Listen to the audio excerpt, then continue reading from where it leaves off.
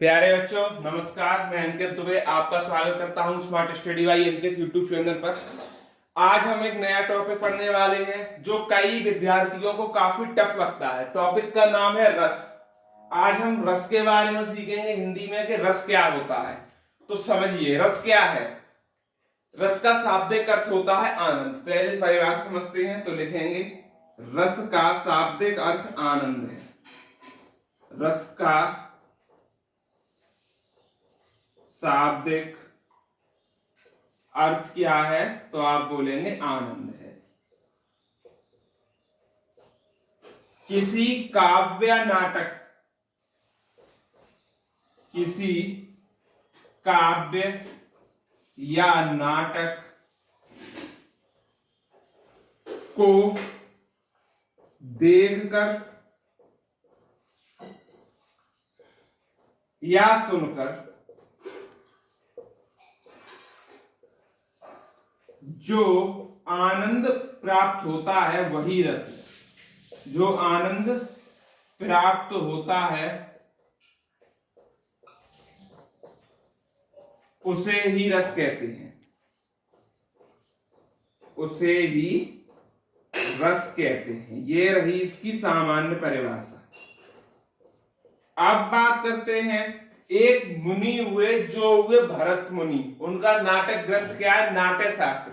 उन्होंने उस नाट्य शास्त्र में रसों की संख्या कितनी मानी है? तो 9 मानी है। आप लिखेंगे भरत मुनि ने नाट्य शास्त्र ग्रंथ में रसों की संख्या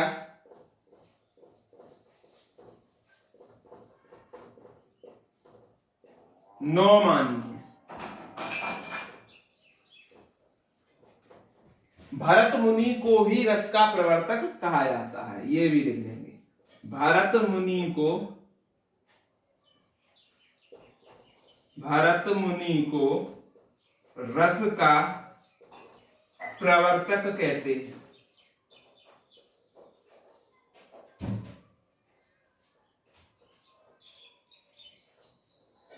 ठीक। अब बात करते हैं रस के भाग।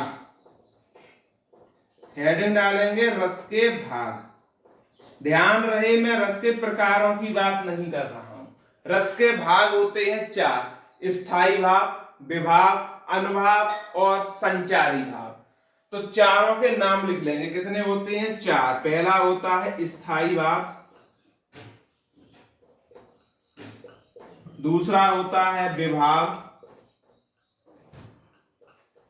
तीसरा होता है अनुभाव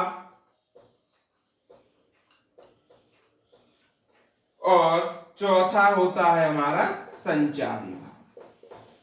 अब एक एक को हम धीरे धीरे पढ़ेंगे। तो पहली हेडिंग डालेंगे आप लोग स्थायी भाव। देखिए बच्चों हम बात करते हैं स्थायी भाव के बारे में। स्थायी क्या है? कोई चीज स्थायी वो होती है जो हमारे शरीर में विद्यमान है या कहीं भी विद्यमान है, उसे हम बोलते हैं स्थायी है। जिसे कोई हिला नहीं सकता। स्थायी भाव की बात करें तो हृदय में मूल रूप से विद्यमान रहने वाले भाव स्थायी भाव कहलाते हैं। तो हृदय विद्यमान हुए। हर एक रस का एक स्थायी भाव होता है। क्या होता है? लिखा हुआ है हर एक रस का एक स्थायी भाव होता है। इस प्रकार कुल स्थायी भाव 9 होने थे, लेकिन आचार्यों ने 2 स्थायी भाव और जोड़े। तो स्थायी भाव कितने हो गए? कुल स्थायी भाव हो गए 11। कुल स्थायी भाव हो जाते हैं 11, लेकिन मूल स्थायी भाव की बात करें तो 9 है। मूल स्थायी भाव कितने हैं? तो आप बोलेंगे 9 हैं। इसलिए स्थायी भाव को नवरस भी कहा जाता है। स्थायी भाव को नवरस भी कहते हैं। ये भी आप लिख लेंगे।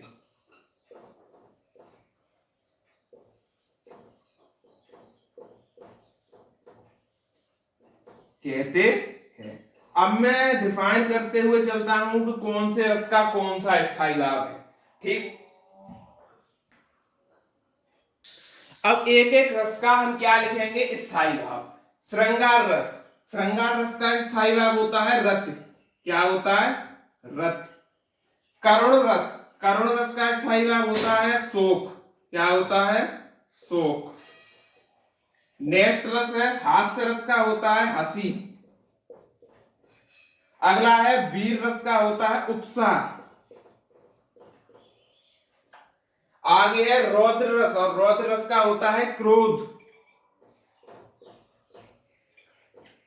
भयानक रस का क्या होगा स्थायी भाव, तो आप बोलेंगे भय। अगला है बीभत्स रस, इसका क्या होता है, इसका होता है घृणा। बीभत्स रस का घृणा क्या होता है, अद्भुत रस का क्या होता है, आश्चर्य। घृणा के साथ जुगुप्सा भी होता है, दोनों याद रखेंगे। जुगुप्सा और घृणा किसका, बीभत्स का, अद्भुत का आश्चर्य। शांत रस का क्या होता है, तो आप बोलेंगे निर्वेद, स्थायी भाव। अगला है वात्सल्य रस का क्या होता है, तो आप बोलेंगे वात्सल्य रत।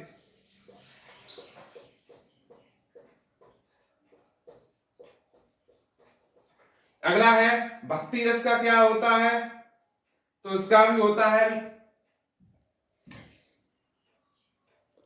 इसका होता है अनुराग।